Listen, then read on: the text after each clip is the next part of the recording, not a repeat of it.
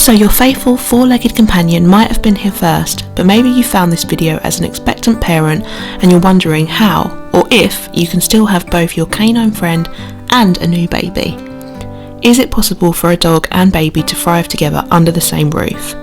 Well, I'm here to tell you yes, it is absolutely possible to have a dog and baby together, and I'm going to be sharing some things we did to help make the transition smoother for everyone.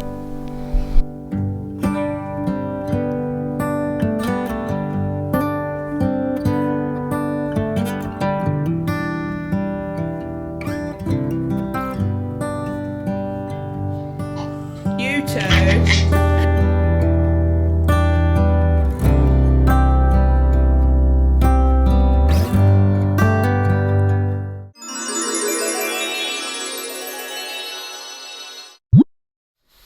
So as you can see in today's video, I am joined by my pug, Penelope. And you've obviously clicked on this video because it might be relevant to you, or you just love dogs. Maybe you want to know how it is having a dog and a baby at the same time. Today's video is going to be all about that. I'm going to pop her down because although she probably would sit here, she might not be comfy. She'll probably sit in her bed behind me in a minute. So if you can hear some snuffling and snorting and chewing, cleaning, licking. Hello, my name is Grace and I am a mummy to a 13-month-old little boy, and I'm also pregnant with baby number 2 at the moment. And today I thought I would just sit down and chat with you what it's like to have a baby and a dog at the same time under one roof together. I'm not going to lie, a year ago, before my son arrived, we weren't sure how it was going to be having a dog and a new baby, because our pug Penelope was a rescue, so we didn't really know what she would be like with babies because of that. And also because we haven't ever had babies and dogs like in the family before. You just never know how it's going to be, do you? So if you're clicking on this video and you're wanting to know what it's like, hopefully once you've watched this video you will be reassured that you can have a dog and a baby and they can all be happy at the same time. I'll tell you some things that we did to help the transition for Penelope and for us, and just what it's been like having a dog and a baby, because it is absolutely amazing and we love it. So let's get into the video.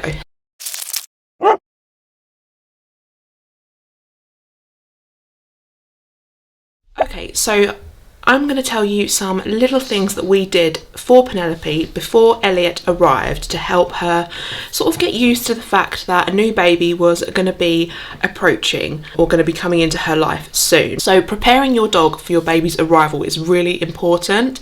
You're going to do these things anyway, probably without even realising, but it's things like you know, bringing baby items into a room, because dogs are supposedly like quite visual in the way that they pick up on things. And obviously I'm not sure if they would understand from your baby bump, because there's less room on your lap to sit and stuff like that, but you can definitely prepare your dog for your baby's arrival. So things that we did was we moved things like Elliot's bouncer chair like into the rooms, and just bringing in some like baby bits to slowly and gradually like let Penelope know that something was about to change. So don't just keep all of your like baby's things in their nursery. Start bringing things all around the house, because obviously unless your dog is just like maybe downstairs, I'm not sure.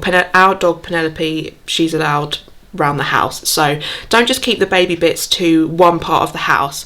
Definitely start introducing little bits here and there. Like I say, we bought like, even if you just leave like a little muslin cloth lying around, because once baby comes there's going to be so many like new things in your home, and it's a slower and gradual way of like introducing these things to your dog rather than bombarding them with like a really big change all at once, because obviously when the baby comes home it is a big transition for everyone. So just adding in some like little baby things can be a nice gentle way of easing your dog into the fact that something new is approaching.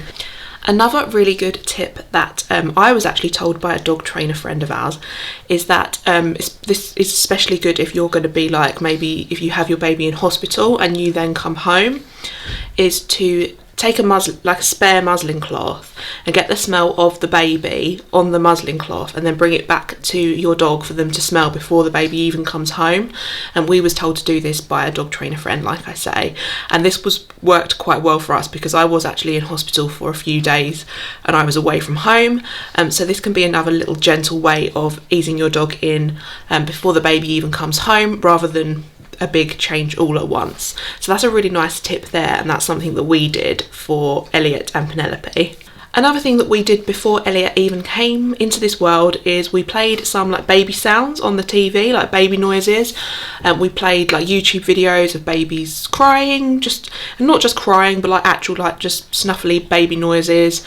I'm not sure if this worked, but this is just something that we did for Penelope, so it wasn't like a big shock to her. Another thing that you don't really think about is when it's just you and your partner and your dog, your house is a lot quieter, and then when a new baby comes in, you know, there are a lot of things that change all at once. So this was just something that we started doing before Elliot was born, like playing a few baby noises every now and then, not like overwhelming and not just screaming babies, just sounds that babies make. So that's another thing that you could do to prepare your dog for your new baby's arrival. To the best part, once you bring your baby home, what do you do with a baby and a dog all at once? Because you just don't know what a dog's going to be like, do you? They can be unpredictable. Basically, with us, what we did, we tried to set boundaries to begin with, because you don't want your dog too near a newborn baby. Dogs, you know, they're not the most hygienic, and you don't want like a dog near a newborn baby too much, but you do not want to make a sort of a deal of keeping the dog away from the baby, because I think that's when you could start having issues.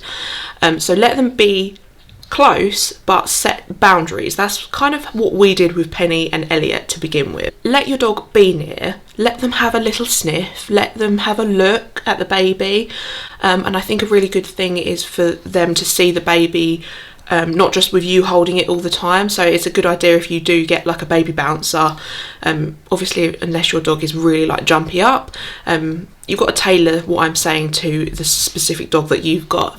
And we knew that Penny would be okay, and she was pretty well behaved, but we weren't 100% sure. So yeah, let your dog be near, let them have a look, let them have a little smell, but then also teach them that they have to move away, and that there will be like boundaries to begin with until you like build up your dog's trust, you know, as your baby gets older, basically. Another thing is to just praise if the dog's doing well, you know, be really like soft and gentle and reinforce the way that you want your dog to behave with your baby in your tone of voice. And if it's going really well, just keep praising them. Good girl, Penny, good girl, it's your brother.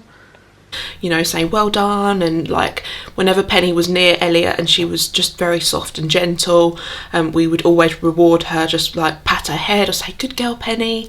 And I mean, I think for dogs, like it is meant to come very naturally with them, that they are quite soft and gentle with children, and they are very sort of easy with them, but these are just some things that we did. You know, we were always saying Penny was a good girl if she was, you know, not too in Elliot's face, or she just like laid near him and didn't sort of make a fuss of him too much. Always reward them, always reward good behaviour with dogs. And then going back to the let your dog be near the baby, like, and the gaining trust, like once you've gained their trust a little bit more, you can gradually increase the sort of time and space between your baby and your dog. If things are going really well, you know, you can let the dog be nearer like more often or for longer periods of time. We always used a harness with Penny for the first like month of Elliot's life, just in case we needed to like grab her away quickly, or if she was being a bit naughty. We just felt like we had a little bit more control of her if she had her harness on. But you might not need to do this with your dog if you know they're going to be like 100%, but that's another little tip there. If you want to leave a collar on them just to sort of quickly move them away, you don't know. So we felt safer with her in her harness for a little bit. Another massively important thing is to still make time for your dog. Yes, your life is going to be very busy, very hectic, you're not going to have much time, but it doesn't take a lot to just give your dog a pat on the head, or just give them a little stroke, or say how you doing, or, you know, if you've got relatives who don't mind taking them out for a walk, or they want to help, if they say to you, how can we help, you know, and if you don't feel like you can get time to go on a walk, you know, ask your friends or relatives if they could just run the dog round the block for you. Make time for your dog, because they will be feeling the effects of a new baby. So it's really important to let them know that they are still part of your family. And it doesn't, like I say, it doesn't take much, just a little pat on the head, or go out in the garden with them, just walk around the garden and kind of like involve them in your baby. Like with Penelope, she's pretty much my shadow anyway. She follows me around quite a lot. So it's easy for me to make her part of what's going on, and she is very involved. But if your dog's not like that and they don't follow you around, try and get them involved in some sort of way. You know, even if it's just like sitting on the sofa together. Once your baby's a little bit older, like get the dog up, or let your dog see what's going on. Don't make them feel like they're excluded once the baby comes home. Okay, so if things aren't going as well as you hoped they would with your baby and your dog, don't panic. There are still ways that you can get your dog to adjust to life with a baby, and it is all about setting boundaries.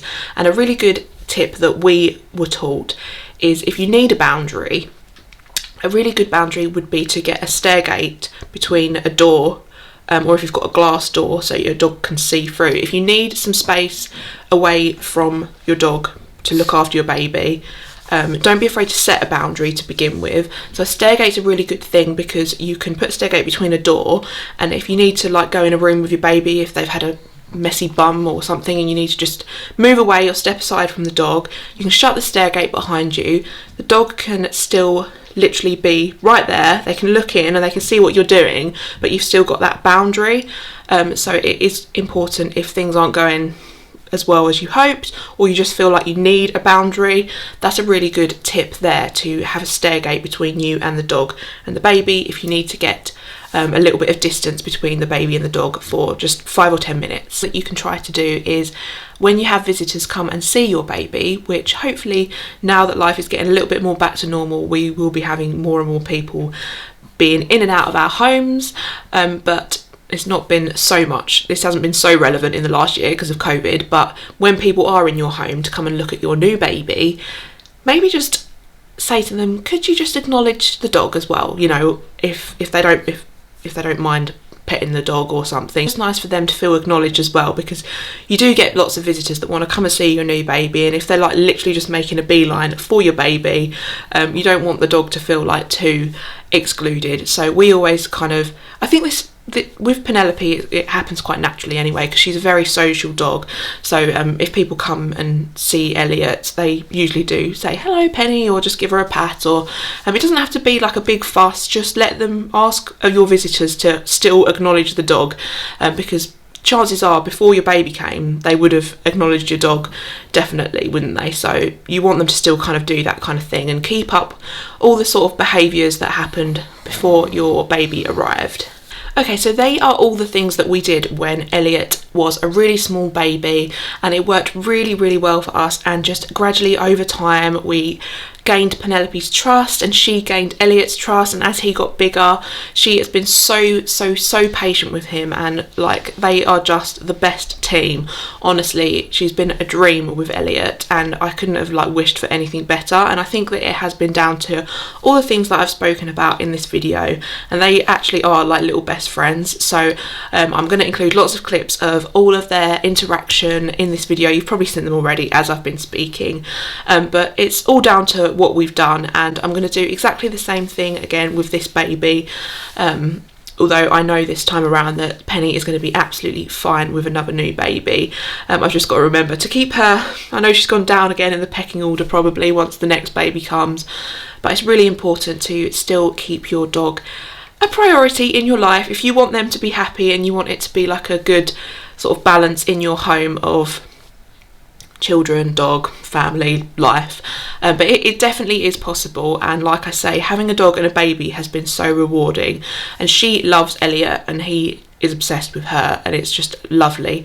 So I think it has been down to everything that we've done. So yes, it is totally possible to have a dog and a baby all at once, and for them all to be happy and thrive together. So hopefully you found this video useful or helpful in some way. Leave me a comment if you've got any questions, or if you've enjoyed this video, give it a thumbs up, and I'd love it if you would consider hitting subscribe and sticking around for similar content. Obviously my channel is all about motherhood and life in between, and soon I'm going to be a mummy of 2 babies under 2, so I'll let you know how I get on with that, and with little Penelope in tow. So thank you again for watching, and I'll see you again soon. It's been a while since you've been in an actual sit down video, hasn't it, Pen Pen?